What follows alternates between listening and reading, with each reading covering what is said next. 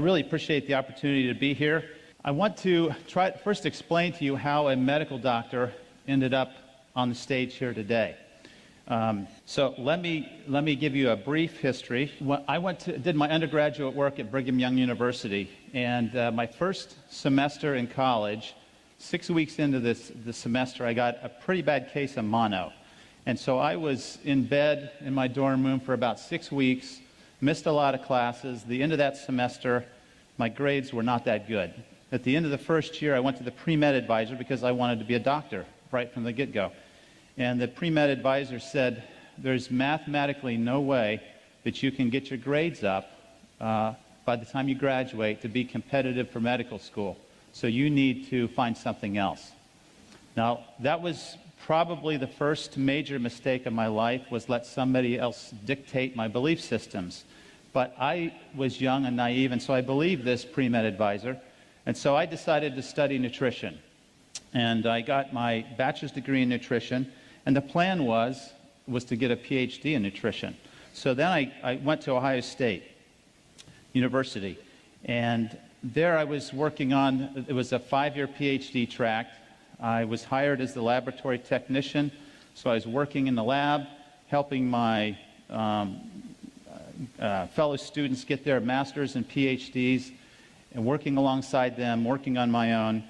About 3 years into that, I decided that I didn't want to spend the rest of my life working with animals and with test tubes. I wanted to work with people. And my belief system started to change.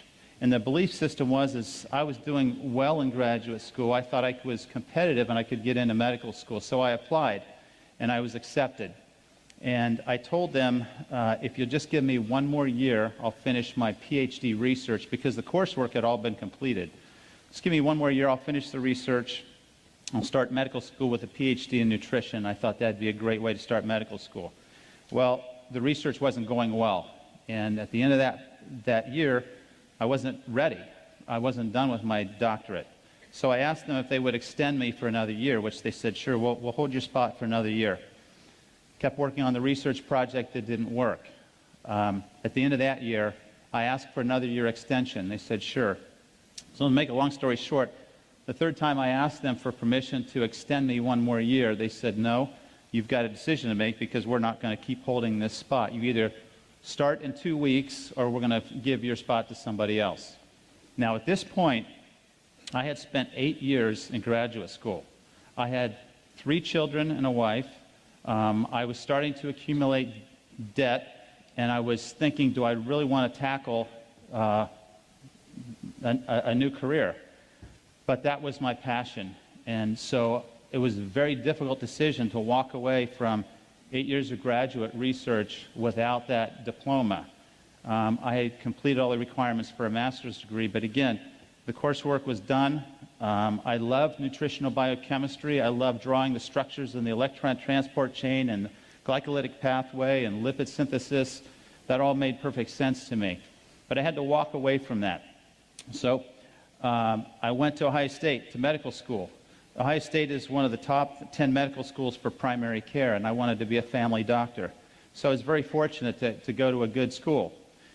I was trained, like allopathic physicians, to diagnose disease and treat it with medications and surgery.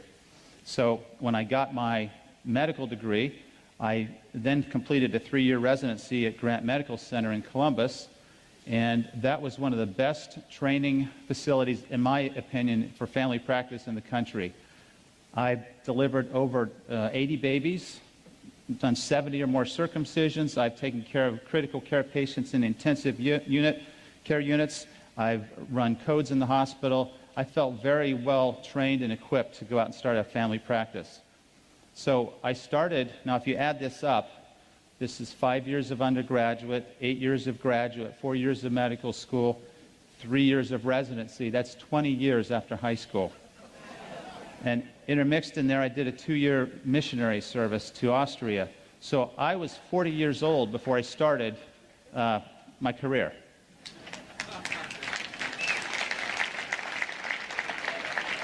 And that's not to brag about my intelligence. The message there is I'm very persistent and very determined, and my wife put up with an awful lot through those 20 years. I went to a small community in Northeast Ohio to begin my medical practice, armed with my prescription pad. And within about 2 years of seeing common diseases, I thought, this is crazy. I'd forgotten all that nutritional biochemistry, but then I realized high blood pressure, heart disease, diabetes, acid reflux, these are lifestyle issues. If I could just educate my patients on how to live a healthier lifestyle, they wouldn't need all this stuff. So I tried to do that, but I'm very generous with my patients. I give them 15 minutes for a visit.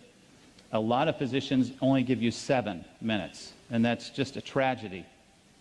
So my 15-minute visit with a patient was extending into 45 and 60 minutes as I was telling them about the nutrition and the exercise physiology that I learned. And before I knew it, I was an hour and a half behind in the office, and nobody was happy. So as a result of my desire to educate patients, I developed a program, a wellness program. It's a 12-week program, and it's about 6 weeks of nutritional information, 3 weeks on exercise, a couple classes on disease prevention, and it's really about self-healing. And this, I was fortunate to get a government grant to fund this through Health and Human Services. I'm really proud of this program. It's 12 weeks. We've had over 1,600 graduates of the program. After each class, we get a critique, and we find out what people are thinking and how they feel about the information. And they've taught me a great deal. This is the lay public. I've learned a lot about what people want in wellness. I believe that the body is designed to heal itself. And everything that I've spent my life doing has supported that. Now, this morning, I always get a little bit anxious before I'm speaking to a large group. This morning, I knelt down, and my prayer was, help me to help this group understand one thing, that you have a body that is a self-healing, miraculous temple, and that if you will take care of it, it will last you a long time and allow you to really live a full life.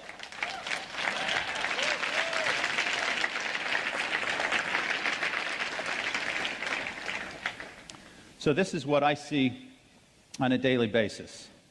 And when I look at these things, I get so frustrated because my colleagues have a pill for every one of these.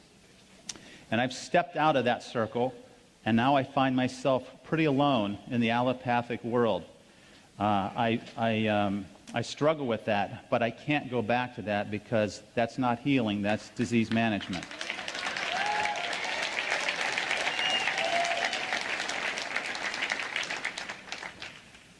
I think most of you know this. Heart disease is a leading cause of death. Cancer is number 2. You would have probably guessed one of those 2 to begin with. What do you think is the 3rd leading cause of death? Allopathic medicine. Well, right on. We are dangerous people. You need to stay away from hospitals and stay away from allopathic physicians.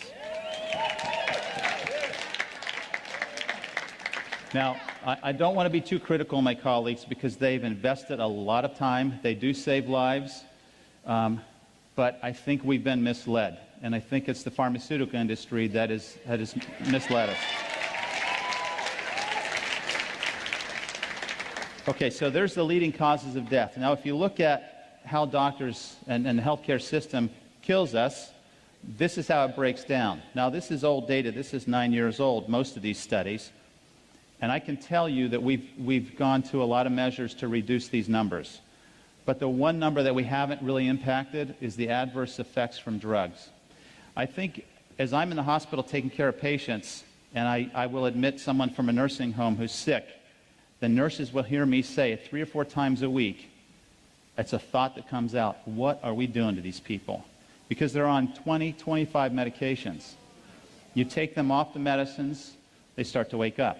You measure their nutritional status, and you find they're very deficient. And so we have completely missed the mark in allopathic medicine. Let me show you how we're trained and what we do as a result of our training. We prescribe 20 billion drugs a year. The average number of drugs per visit is 2. 71% of office visits end up in a prescription, and the most frequently prescribed class is antidepressants. Now, you heard Dr. Allen talk about depression and brain chemistry. It's my opinion that about 10% of people who have anxiety and depression have a condition that medication has a role for. Most of the time, a healthy, balanced lifestyle will correct these problems. And in that lifestyle, of course, is the water. When I came across this slide, I was really upset. This is what the pharmaceutical industry is doing to all of us and to allopathic medicine. These are the big sales winners. Now, this is old data. It probably hasn't changed too much, but look at the profit margins that are made on these drugs. Now, I've highlighted in yellow drugs that are used to manage diseases and not cure them. These diseases, high cholesterol, acid reflux, depression, anxiety, high blood pressure, are for the most part diseases that a healthy lifestyle would reverse. And here we are giving them a pill for every condition. It's completely wrong.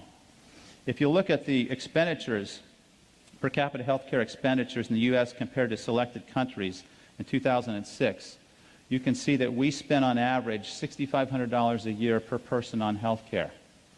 In 1960, 5% of the gross domestic product was spent on healthcare. In 2007, it was 17%. 2017, it's predicted to be 20% of the gross domestic product on healthcare. So if we're spending that much money, are we getting healthier? Absolutely not. We are number one in responsiveness. We have the best EMS services in the world. We know we spend more money than anybody else. We rank number 37 in performance, number 72 in health, compared to 191 countries from the World Health Organization study. There's a problem here. This is terrible. We have to impact health in a positive way, or it will destroy our economy and destroy our health and our future. Now, I'm going to give you 3 hours of lecture in one slide. In 1900, we had the Industrial Revolution. And what happened was we were trying to feed people who were moving into cities away from the farm and the rural areas. So in order to do that, we had to find a way to preserve and prolong the shelf life of foods. So we developed some technology to be able to change the food to do that. And once we developed that technology, and the first one we did was the enrichment process, where we took the germ out of the whole grains. What happened was by the 1940s, we had nutritional deficiencies. So rather than add all of those back, we added 4 of them back. And that's what you see when you read a label that says enriched bread. It's enriched with 4 of these that are deficient and not all the other ones. But this was an act of Congress. By the 1950s, we were heavily promoting animal products, meat and milk. By the 1960s, we had the growth of fast food chains and diet pills. So our mindset's starting to shift. Give me a quick fix. By the 1970s, the food pyramid was designed to educate America that fats were bad and that we had to get them out of the diet. Well, fats are still bad if they're the wrong types of fats. And clearly, the carbohydrates that the food pyramid tells us to eat will make us gain weight and will cause disease. So this food pyramid concept has failed miserably, and we're paying the price for it. One of the reasons is in the 1970s, high fructose corn syrup entered the diet. Now, fructose is a fruit sugar. That's okay. We should have 3 or 4 servings of fruit a day. 2 to 3, I'm sorry, no more. High fructose corn syrup is unnatural. It's a syrup with too much fructose. It stimulates the feeding center in the brain. This is the primary cause for obesity in the United States. And if you look at the obesity graphs, you'll see that they just accelerate almost exponentially starting in the 1970s when high fructose entered the diet. The other problem is trans and hydrogenated fats. These are not found anywhere in nature. The only place you will find a trans fat is in one of the stomachs of ruminating animals. No other plant, microbe, species, nowhere else in nature do you find trans fats. And yet it's in everything we eat because it prolongs the shelf life of the foods. This is a leading cause for many cancers, diabetes, many chronic conditions. A real problem. But what's happened is food technology has forced us to change the food supply, and in my opinion, in my world at least, belief system, God has created these beautiful foods for us to eat, and we're trying to improve on what's already there, and we're failing.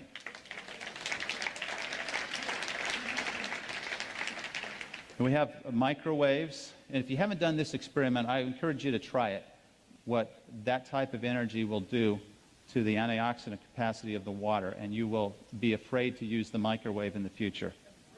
Okay, if you want to increase your risk for cancer, you should eat these foods. If you want to increase your risk of cancer, these are the foods you eat.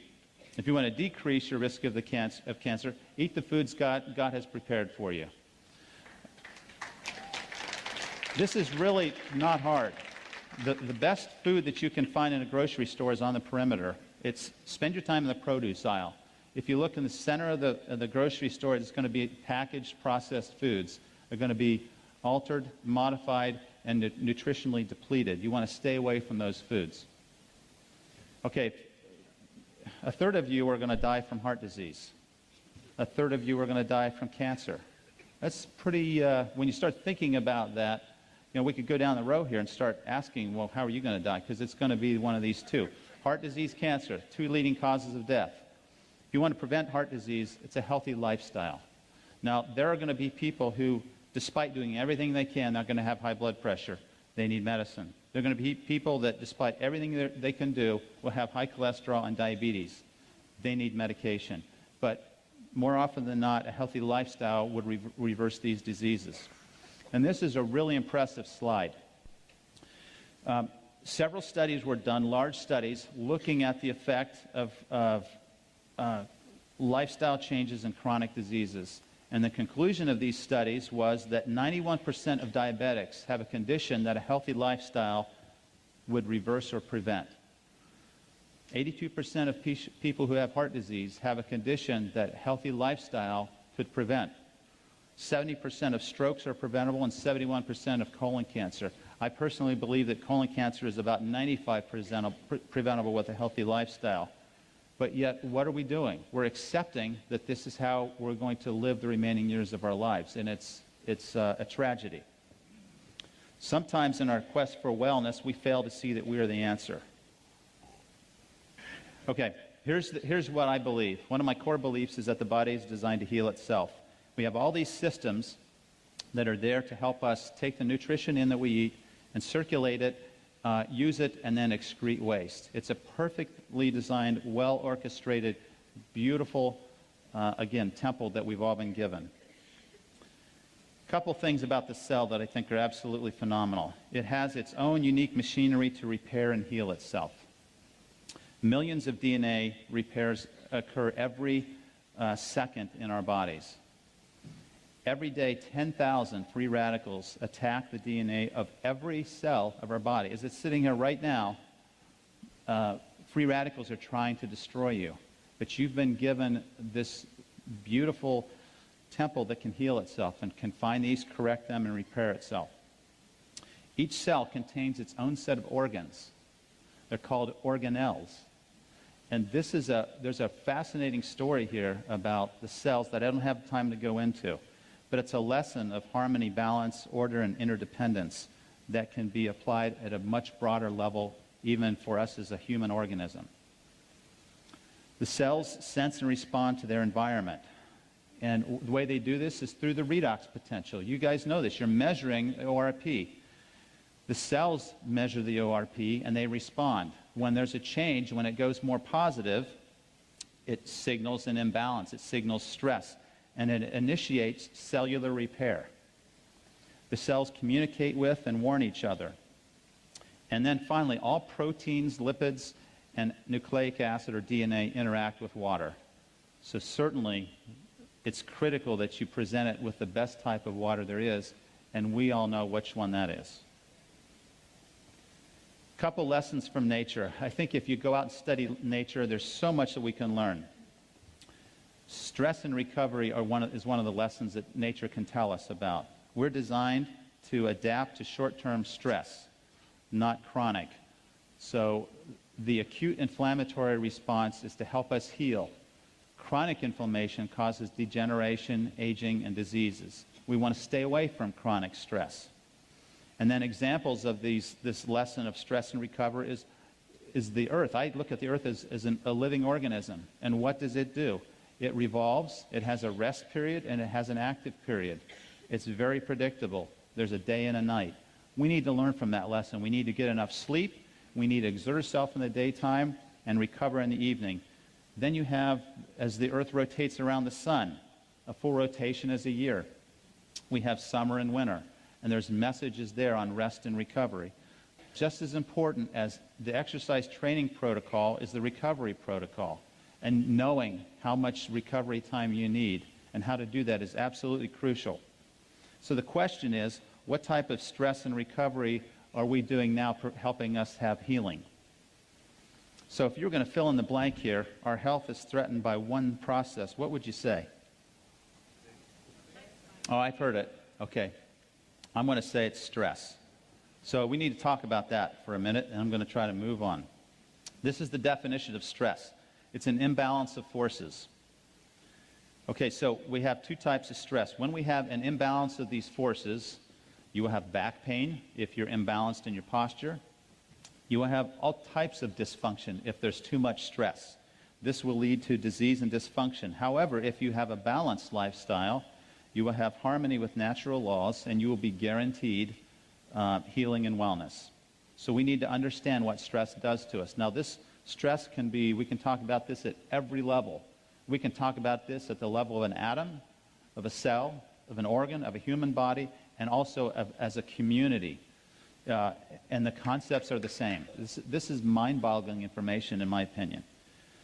So I want to talk about oxidative stress because that's what pertains to what we're doing with the water. It is the mechanism of disease and aging. So oxidative stress is another way of saying free radical destruction. Free radicals are unpaired, negatively charged electrons or particles. They fly around the nucleus. They move at high speeds. They steal electrons from adjoining or adjacent atoms, and when they do that, they become stable, but they create an unstable atom in the atom that's lost its electron.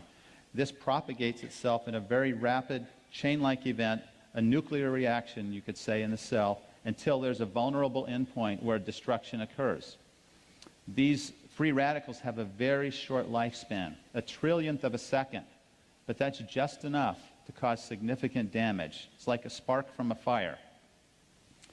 And it was proposed in 1956 that this was the root cause of aging, but we haven't really paid too much attention to free radicals until just recently. So here's an example of a free radical. You have an atom that's stealing an electron. It's now stable, but now we've created an unstable atom. And it's going to react with another atom, and it's going to propagate until it causes destruction.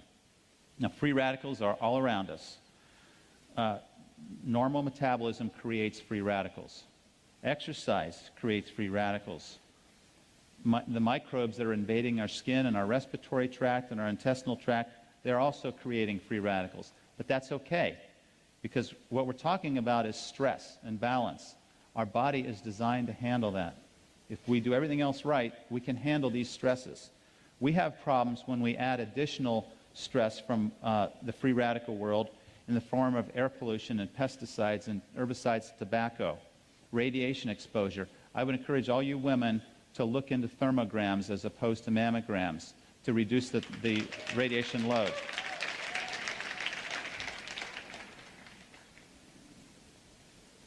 Drugs, alcohol, and medication. Any pill you put in your body is going to be absorbed, go through your liver, and your liver is going to check whether or not that belongs there or not. And if it's synthetic, the liver is probably going to try to destroy it to protect you. And some of us are really making our livers work overtime by the things we're taking in. Then we have dietary sources of free radicals. We have the hydrogenated fats, and we have high sugar diets. These are significant loads that we've put in our bodies over the last several years. Stress is an emotional response. Stress causes cortisol. How many of you would want to take 10 milligrams of prednisone every day for the next 20 years? Do you all know what that does to you? Suppresses your immune system, makes you gain weight, accelerates the development of cataracts and osteoporosis. But we get the same stress from cortisol, very similar molecule to prednisone, and if we have repeated stress, it can affect our bodies in much the same way. And then finally, injury and trauma can be sources of free radicals. So in the medical world, we don't say free radicals because we want something fancy. We say reactive oxygen species. And you have to practice saying species. That's a hard one. These are the terms that you'll see in the medical literature. These are the different types of free radicals. They have a positive oxidation reduction potential. They are oxidizing. There is some good that comes from free radicals. They are part of the immune process that is generated to fight off infection. If we're going to kill bacteria and funguses and viruses, we're going to use free radicals that our white blood cells generate to do that. So perfectly orchestrated, well balanced. Free radicals are a byproduct of ATP synthesis, which is what fuels every cell of your body. However, when we start putting the wrong things into our body orally, or we breathe the wrong types of things into our lungs, we have free radical exposures that can be very significant. One puff of a cigarette contains how many free radicals? Anybody want to guess? 100? A trillion? Well, I had to practice saying this. This is 100 million billion free radicals in one puff of cigarette. So how many of you want to take a puff of a cigarette now? I mean, this is one of the things physicians harp on their patients: stop smoking. But this is a tremendous burden to our health. All right, here's a really important point. So we have a free radical here on the right lower part of the slide. What we have on the top left corner is a specific molecule that has an extra electron. It can donate an electron and still remain stable. And when you have a molecule that can do that, it's a special molecule. We call it an antioxidant. So this stops the chain-like reaction and causes us to heal. Okay, so when if you look at the different types of free radicals, sources of free radicals, obviously I mentioned smoking. I mentioned alcohol, tremendous burden on the liver. I mentioned the foods that we eat, chemicals that we eat, ionizing radiation, exercise, and stress. But I don't have a pointer to show you this, but if you look at that cell on the left, you can see proteins, you can see nucleic acid, and you see the cell membrane. These are the end targets of destruction that free radicals will attack. And when they do, they change structure, they change physiology, they change our health. So some of you have seen this before. We have a 24-year-old who is aged twice as fast as he should because of free radical exposure. When you meet somebody that says, yeah, I just had a birthday, I'm 54, and they look like this, automatically you're thinking, wow, why do they look so old? What did they do? What's happened? And the things that will come to your mind are, there's a smoker, there's an alcoholic, there's somebody that's a sunbather, there's somebody that's had a lot of stress in their life. And guess what all those represent? Free radical burdens over a lifetime. We really need to think about this. Now, I feel like I can explain a lot of the things that I've seen in my patients who have started drinking this water. I haven't seen any studies on many of these, but this makes sense to me. Collagen is a protein. When you damage collagen, the protein is inefficient, and now you lose elasticity in your skin, and guess what you get? You get wrinkles. When you damage the elastin in a blood vessels stretch and contract. When you damage that protein, elastin, it won't stretch anymore. And as the blood squirts through that tiny opening, it doesn't stretch. Guess what happens to the pressure inside the artery? It goes up. So by the time you're 65, you have high blood pressure that you've never had. And you say, I don't believe I've had it, doc, because I've never had a problem with it. Well, after this many years of this type of lifestyle, you're going to have free radical destruction of that protein, and you're going to end up with hypertension. 2/3 of Americans who are senior citizens have this. When you damage the intimal lining of the arteries with free radicals, this is one of the propagating events of the atherosclerotic plaque. When you damage the DNA, you can have mutations and inefficient repair processes. You can also damage the insulin receptor, which is a protein that sits on the surface of the cell. And the insulin receptor has to bind to insulin. If it can bind to insulin, That's the trigger that opens the door for sugar to go into the cell. If that protein is oxidized, it will change its conformation and be dysfunctional. Now it can't recognize insulin, and the sugar doesn't go in the cell. We have insulin resistance. So guess what happens when you take antioxidants and, probably more importantly, use an antioxidant-rich water? Guess what can happen to diabetics who drink this faithfully? Their sugar improves, and I've seen that.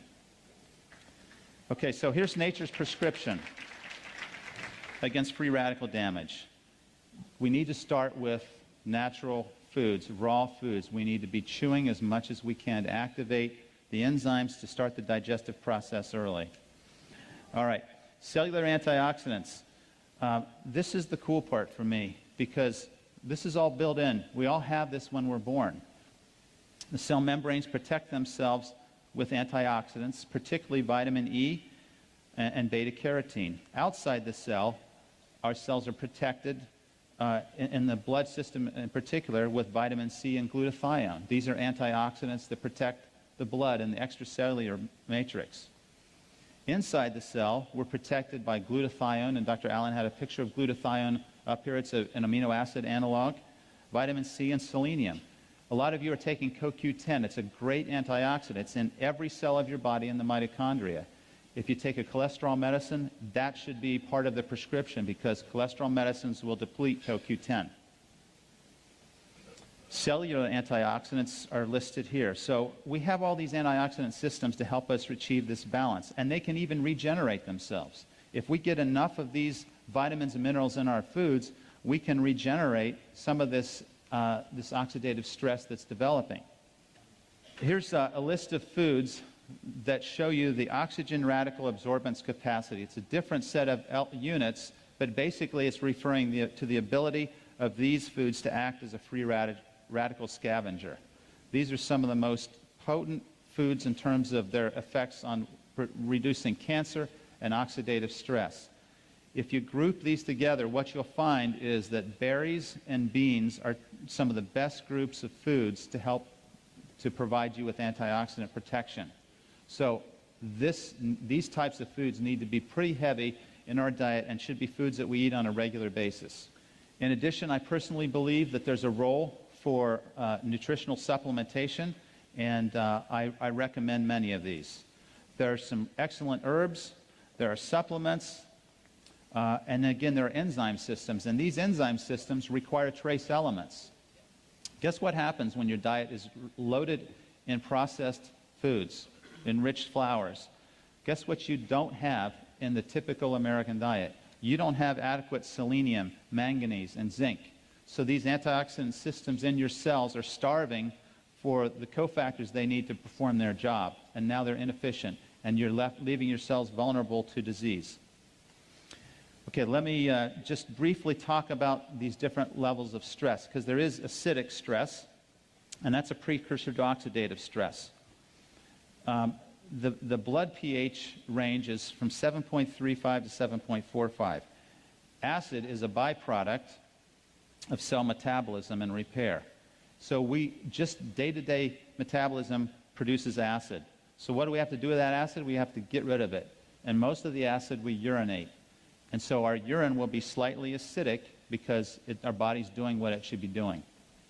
It has to retain a relative state of neutrality, or we will have problems. So we have buffering systems. In fact, there are 3 buffering systems in our body. And this brings out the point that it's crucial that we have a buffering system, because we cannot handle high levels of acid or high levels of base. We have to stay within that narrow range. So, from a medical standpoint, if you talk to your doctor about the pH capacities of Kangen water, this is what they're going to think of, because this is in the textbook that we all learn. And I'm going to just say that this is important, that at some point you have to respect where they come from. The primary buffer is the lungs. You can correct an acid-base problem very quickly by changing your respiratory rate. The second most powerful system are the kidneys. And the third are the chemical buffers in your cells.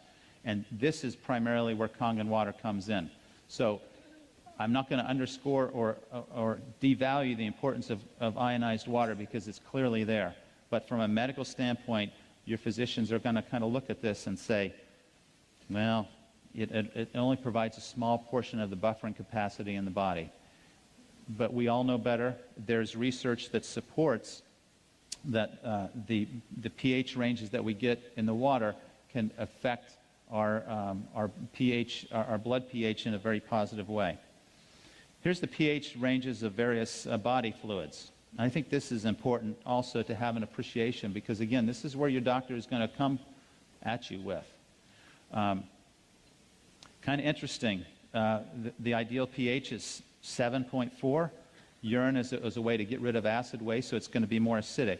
Your stomach is going to be the most acidic part of your body. Your intestines are alkaline. Skin is acidic because it's a protective barrier against microbes. It helps to deter those microbes. Saliva is relatively neutral unless you're eating a lot of sweets and refined carbohydrates, then it becomes acidic. The vagina is acidic because it's helping to protect against microbial invasion. It's an excellent entry point for bacteria, so the body creates an acidic environment so it can't do that. I have to tell you that one of the biggest problems in medicine that I see is that we are trying to change the pH of the stomach with drugs like, we call them proton pump inhibitors, Prilosec, Nexium. I guess I shouldn't say these, but Tums. You've heard of all these things. This is one of the worst things we can do for our health. Our stomach has a pH of 2.5 for two reasons. First of all, it's there to break down protein. If you lose that pH, you don't break down protein effectively. Secondly, it's a way to protect your body from microbial invasion. So you eat something that's got a bacteria in your food, your stomach is going to kill it. But if you're taking these medications to neutralize your stomach, you lose that barrier. A recent article came out that showed people who take these drugs for a long period of time have high incidence of aspiration pneumonia because those bacteria get into the lungs, and osteoporosis. This is a lifestyle problem, and I would never recommend anybody take these medicines for more than a month. If you have to take these medicines, your body is out of balance, and you need to get to the root cause and not mask it with a prescription pill. We have these acidic loads. So chronic states of acid reflux, or chronic acidic states. Just a couple of examples. Dr. Allen had a graph similar to this.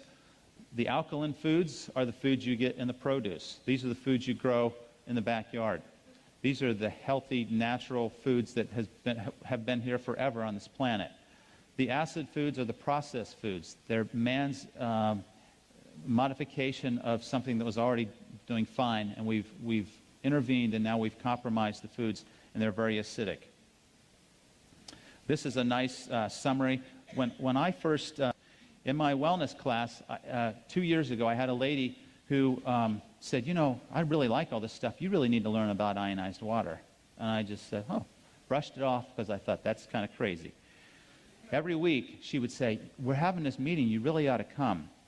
I finally decided to go just to keep her quiet because she was almost to the point of being annoying, just right on the edge of there, but not quite. So I went. And I wasn't so impressed with what I heard. I was impressed with what I saw with the demonstrations. That's what hooked me. And since then, I have been promoting this. I had to start very carefully in telling my patients about this because I didn't want to be selling a machine to somebody as their doctor, and then they're not having any benefit, and they think the doctor's ripping them off. So this was I had to step outside of that circle very carefully in doing that. Fortunately, I have some friends here. Actually, they're patients of mine. And John and Pat. Would you guys stand up? John and Pat Beadle. There you go. Thank you. I've been wanting to say for a long time to a large crowd, the Beatles are here. They have really helped me have more courage because they got a unit shortly after I did, and they have been, the Amish community in our nearby county has just blossomed with the water units, and they have story after story after story. It's incredible, and so I really appreciate what they've done to support me and help me, and we're having a lot of fun together. We all know about Dr. Warburg. We know what he said, that cancer thrives in an acidic, oxygen-depleted environment. So how do we create that? We eat the processed foods. We eat what the typical American diet would tell us to eat. How do we create oxygen depletion? We stop moving. If you want to run away from death, run away from death. The closer you get to not moving, the closer you are to being a corpse. So just remember that. Now, I haven't seen the research to support this statement, but I think the corollary is true, that cancer can't grow in an alkaline, oxygen-rich environment. So I have a friend with a brain cancer. I bought him a unit. I sent it to him. I said, I want you to drink as much of this water as you can. I want you to take these antioxidants, and I want you to take a walk every day, get your heart rate up, get oxygen in your lungs. That's the best treatment that I know of for that brain cancer. And I can tell you that he's had 2 brain cancers, and his cancer has not grown in the last 2 years. So it's a phenomenal story. Okay, I'm going to just let you kind of glance at these, because now I do have to wind down pretty quickly. We dehydrate pretty easily, and I'm very dehydrated now. When we wake up in the morning, we're dehydrated. You need 20 ounces probably of water first thing in the morning. And for me personally, my health is pretty good. When I started drinking the water, I felt so energized in the morning.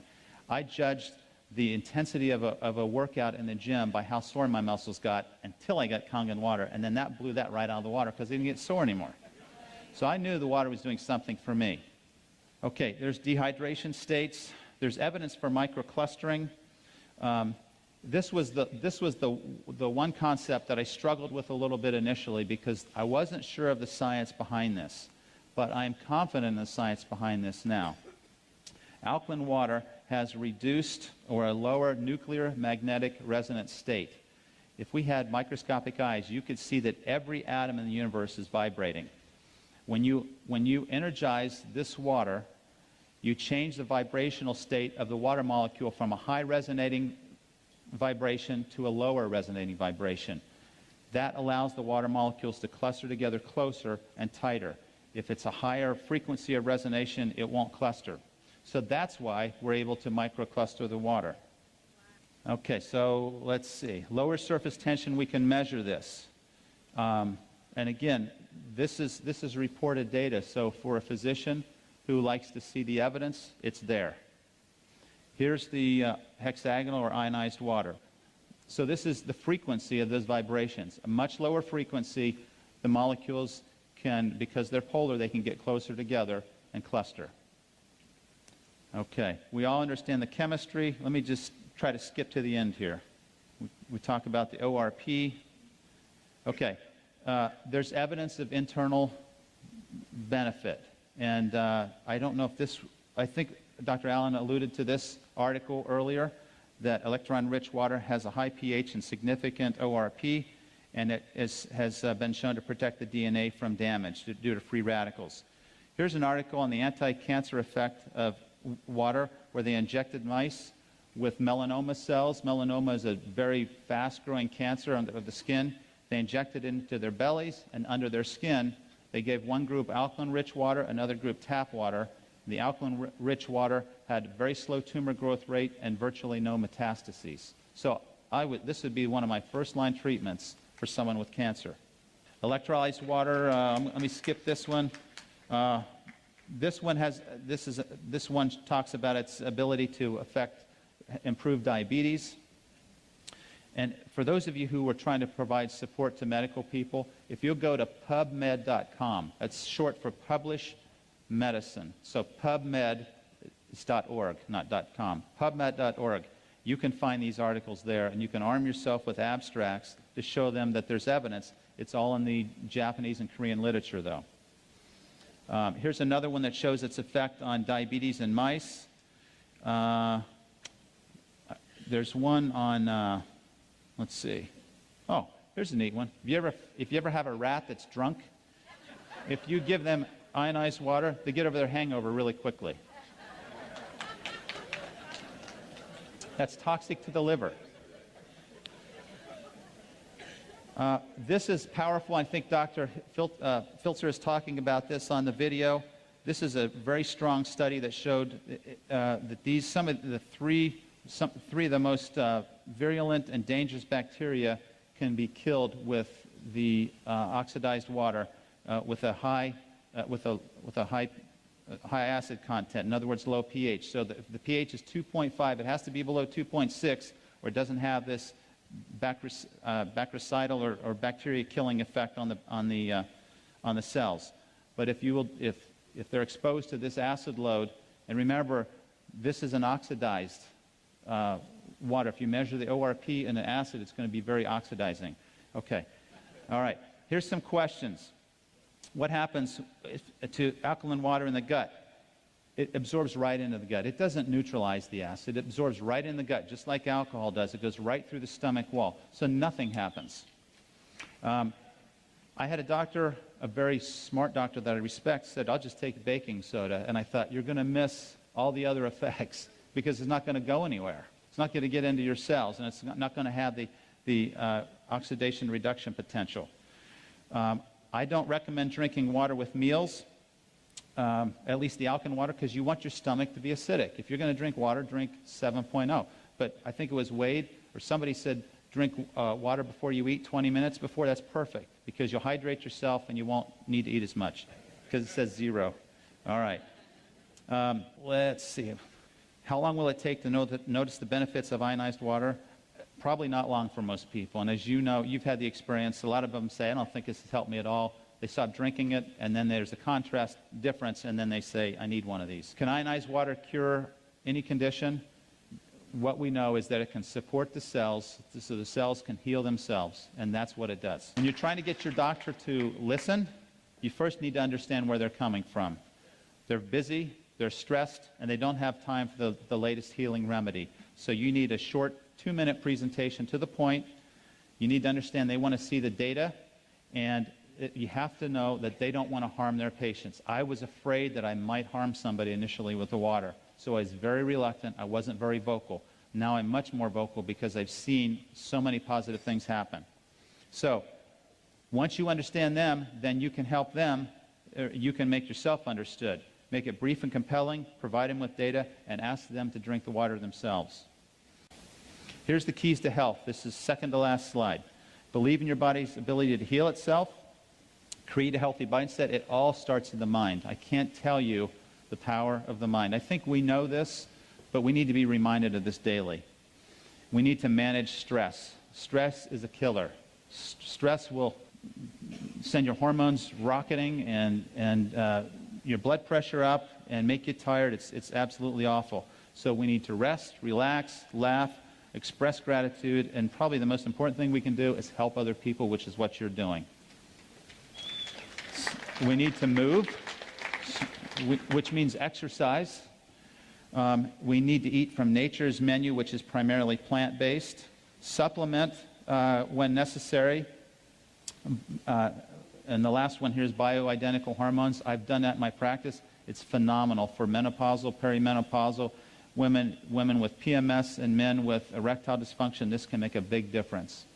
But it's a lifestyle issue that got them there to begin with. So we're back to lifestyle. Finally, drink this ionized water every day. Thank you.